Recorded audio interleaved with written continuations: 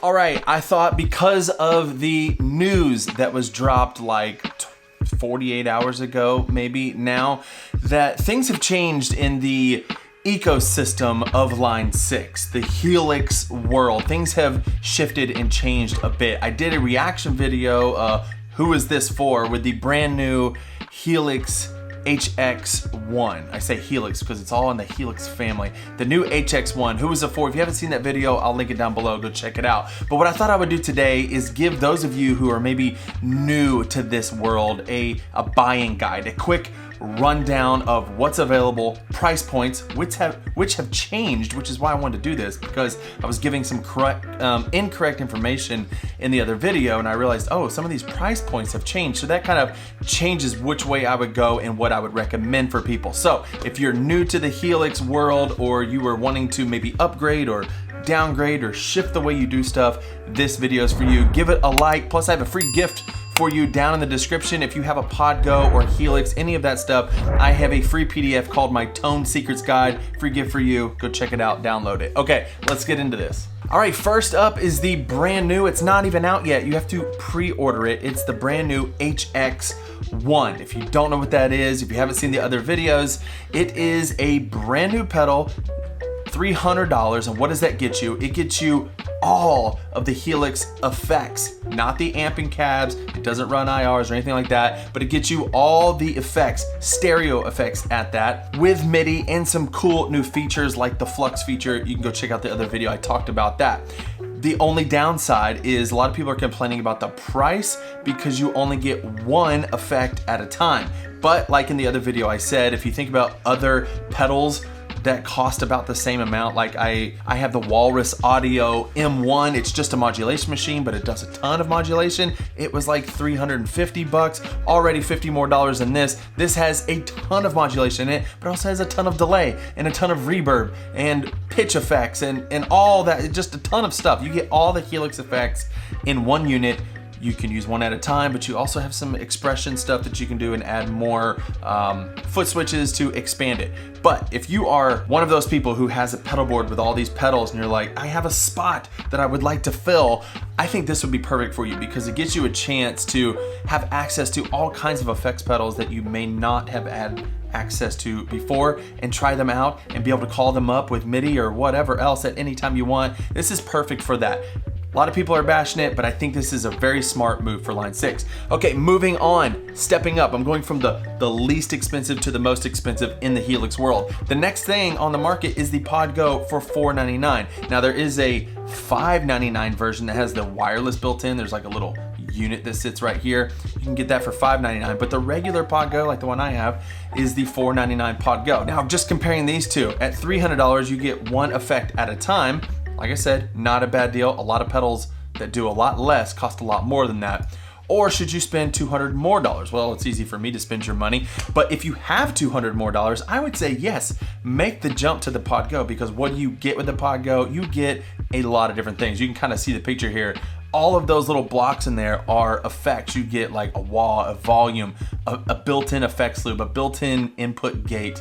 You get 4 free blocks that you can do whatever you want. It's all stereo. Built in, you get an EQ block, an amp, and a cab block. All of that is built in. You get plenty of foot switches here, so you can do 6 foot switches or do the 4 foot switch mode and be able to scroll up and down snapshots, presets, or banks. If you want to dive deeper into the PodGo, I actually have a PodGo course. I'll link that down below too. If you're like, hey, I got this PodGo, but I don't know how to use it, step-by-step instructional resource, a catalog of short videos so you can go learn exactly what you want to learn, how to use the unit, how to use PodGo Edit, how to dial in effects to sound great every time. That course is for you. Go check it out. Okay, another benefit, expression, and you can add pedals to it because it has, like I said, the built-in effects loop. So for $200 more, you get a lot. Okay, keep moving on. What's the next thing? HX effects. I have one of these as well. I make presets for all this stuff. If you guys don't know, I have my Expanse pack. It's just a huge collection of presets that I'm adding to all the time. You purchase once. It's like a subscription, but you just purchase once and you get updates free for life. And there's a new update coming soon. So anyways, if you want to grab that. But the benefits of the HX effects is that, again, you have the same amount of foot switches. You don't have an expression pedal built in, but you have all of these effects. So this is perfect for the person who has like their favorite amp already, because this is just effects. Just like the HX1 is just effects and you get one effect at a time, this here I think has 9 blocks of effects that you can have. So you could have 9 overdrives or 9 reverbs, or until the DSP runs out, 9 effect blocks that you can do whatever you want. And there's also effects loops, send and returns, and all that stuff, MIDI controlled. You may have seen like Rhett Scholl on his board. He just has like the HX effects is the heart of his board, because he has access to all these effects and all these effects at the same time, up to 9 different effects at a time. So the HX effects is very great. I love it also because it has these scribble strips. When I'm playing live, there was like an event where I would still be able to use my amps. I never get to do that anymore. And I use my HX effects with 2 amps because it's easy to run stereo, and it was amazing. It was awesome. And then I could just program those little scribble strips to say whatever I wanted to go to the next song. You have your tap tempo mode. HX effects is awesome if you already have an amp and you don't want to give up an amp. But you could also partner it with like the HX Stomp, which is next, but some people are like, well, if you're gonna spend $649 and now $699, you might as well buy a Helix, and we'll get to that. But some people like having different options, and so no judgment zone.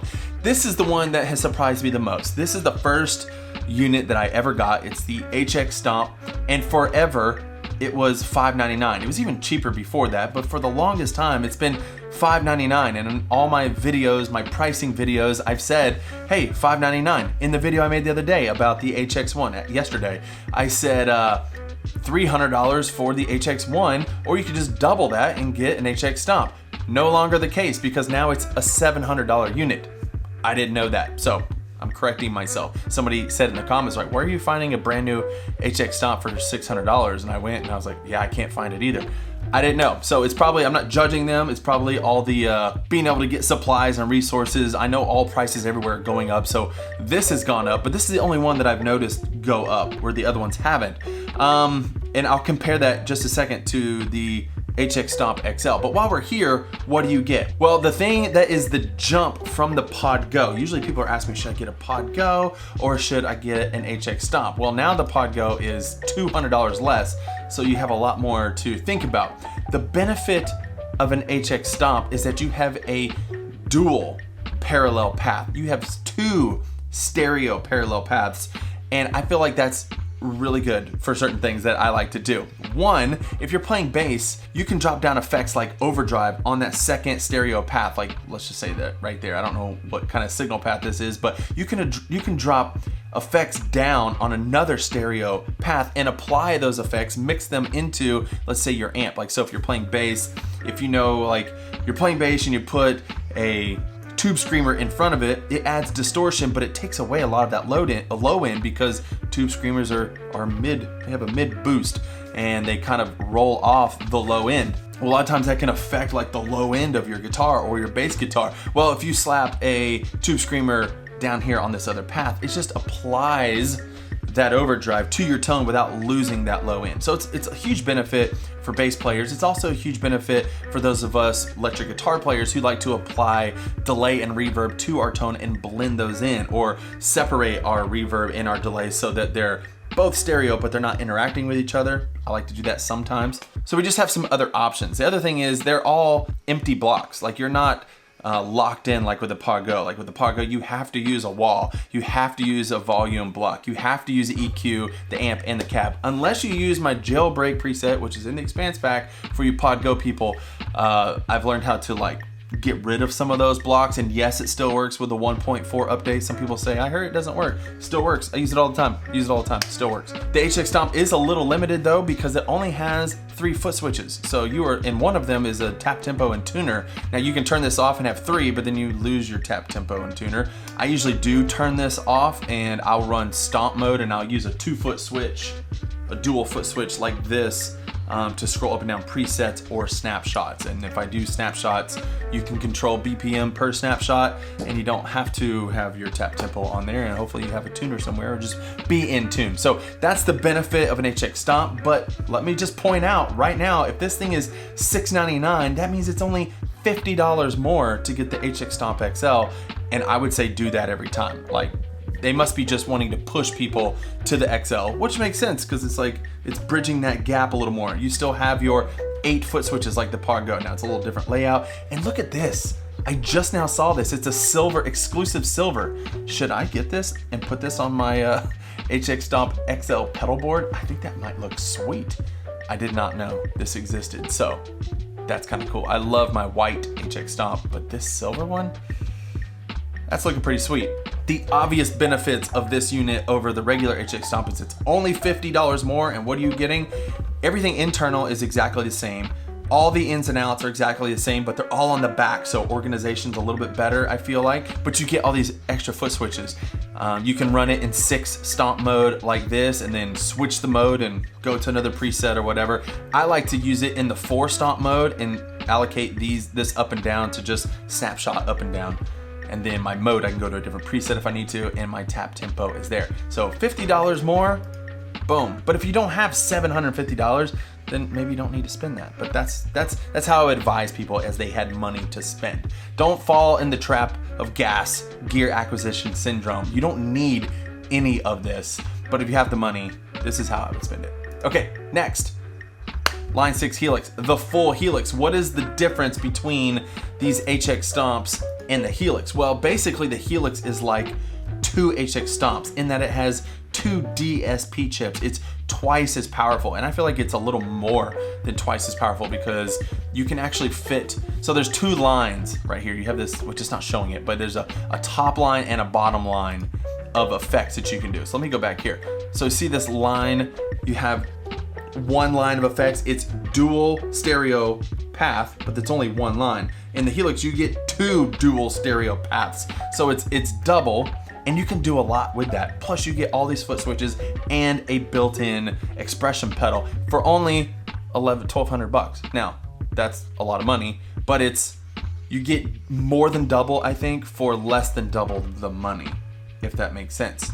And I'll just do a quick comparison. Well, what's the difference between the full Helix, well, the Helix LT, which is the light version, compared to the full version. So for $1,700, you can get the full Helix. And here it has upgraded features. It has a lot of bigger things. So here's a picture of those lines right there. You can see like the dual stereo path. You get a path A, a path B. But then now you can come down here to path 2A and 2B. And you can run a lot of things. I got videos where I ran like 4 instruments through a Helix. You can do a lot of things with this. The most notable things are this expression pedal seems to be a little bit more durable. Plus you get these scribble strips that tell you what you're doing. This also has a lot more ins and outs on the back, not the LT, the full one. So you can see there's a limited amount of ins and outs. You have a send and return 1 and 2, which is good. Guitar in, expression. But on the full Helix, you have a lot more sends and returns. And then the biggest thing that they sell, I guess, would be the Helix rack. I figured I would mention that. Now it's not as expensive. It's $100 cheaper than the full. It's only $1,600, but if you want to use it as a pedal, like this is a rack that would just go in a studio rack, but if you want to use a pedal, you're gonna have to buy the control, and that's another $450. So that's why I say that to the end. I don't have one of those. I don't need one of those. So there are the options. Let me know down in the comments what else you would like to know. I could do another follow-up video or help you down, answer some questions that you may have down in the comments. What do you think of the new HX1? Let me know. Like, are you softening up to it? Some people I've talked to, they're like, I hated it when I first saw it, but now it's growing on me. Same thing happened with me personally with the HX Stomp XL. I thought it was an April Fool's joke at first. I was like, that looks stupid, but actually it doesn't. I love it. Now it's like my favorite piece of gear in the lineup. I usually go for the XL more than I even go for my LT. But I use the LT. I use them all. I love the Pod Go, man. I throw the Pod Go in my Helix case a lot of times because it's light. It's got a handle. I don't even know if it shows you that, but like on the bottom, it's got a handle. It's super light. It's super easy. I use all these all the time. I don't have the HX1 yet, but hopefully they'll send me one soon. And anyways, I'm rambling. Let me know your thoughts down below. Let me know your questions. If you want to see more content, let me know what you'd like to see. Subscribe. Yeah. Do that. I'll see you in the next video. Bye.